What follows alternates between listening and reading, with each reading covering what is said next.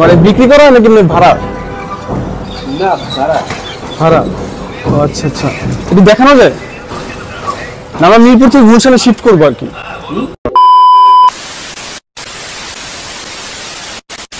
What's up guys, it's me Salman Ahmed Siam and welcome to my first video.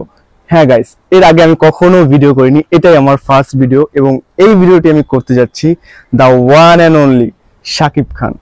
Shakib খানের বাসার সামনে, এবং তথ্য অনুযায়ী জানা যায় যে এই বাসা নাকি 70 কোটি টাকা। আদৌ কি এই বাসা 70 কোটি টাকা? এটাই জানার জন্য আজকে আমার এই ভিডিও। তো চলুন একসাথে দেখা যাক।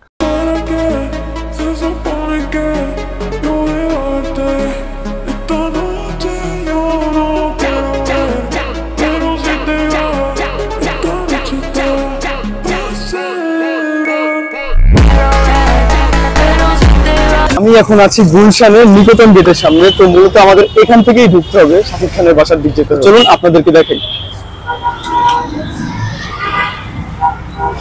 তো এখন আমি আছি নিকেতন আবাসিক এলাকার ভিতর। আপনারা দেখতে পাচ্ছেন খুবই নিরিবিলি একটা পরিবেশ। তো আমরা এখন যাচ্ছি শাকিব খানের বাসা খুঁজতে, তো আমার সাথেই থাকুন। তো এখন আমি আছি শাকিব খানের বাসার সামনে। দেখতে পাচ্ছেন যে এই বাসাটা খুবই লাক্সারিয়াস, আর এর বাজেট হচ্ছে 70 কোটি টাকা।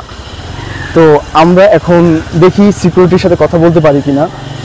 তো চলুন দেখি সিকিউরিটির সাথে কথা বলা যায় কিনা। ওকে,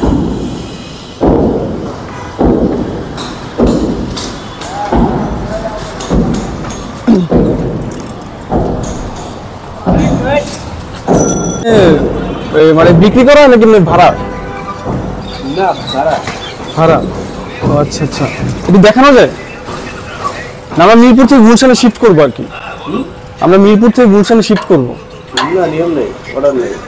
তো এটা কিভাবে আসলে দেখা সম্ভব? দেখেন বাইরে থেকে দেখেন। ও,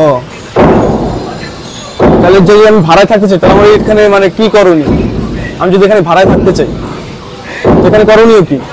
আপনি কি ভিডিও করতেছেন? ভিডিও বলতে আমি ছোটখাটো একজন ব্লগার। তাহলে আপনার সাথে কথা বলা যাবে না। আচ্ছা আচ্ছা, অর্ডার নেবে। অর্ডার দেন? ও আচ্ছা আচ্ছা, ঠিক আছে। এখানে একজন স্থানীয় দোকানদারের মতে জানা যায় যে উনি এই বাসাটার দোতলায় থাকবে, যেটা কিনা ডুপ্লেক্স করা হয়েছে, খুবই লাক্সারিয়াস করা হয়েছে। আর আমরা তাদের সিকিউরিটির সাথে কথা বলেছি, ওইখানে ঢোকা যায়নি, এখানে কোনো ভিডিও অ্যালাউ না। তো আমি যত পারা সম্ভব আমি করেছি আপনাদের দেখানোর জন্য।